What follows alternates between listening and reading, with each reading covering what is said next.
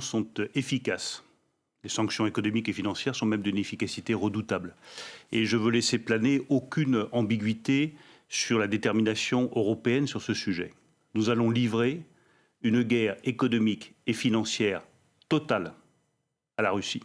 Nous allons donc provoquer l'effondrement de l'économie russe. En fait, la Russie n'a pas besoin de financement. Elle est littéralement noyée sous le cash depuis l'invasion de l'Ukraine.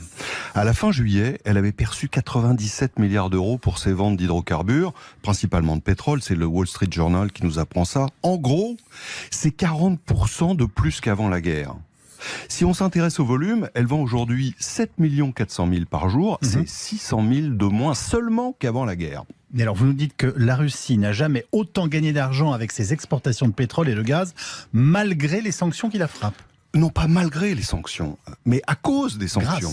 Grâce aux sanctions, qui ont fait monter les prix en déchaînant la spéculation des marchés. Un peu moins de volume à des prix beaucoup plus élevés, ça fait beaucoup plus d'argent. Mais alors donc on se serre la ceinture, on risque de connaître pénurie et rationnement pour rien, c'est ça?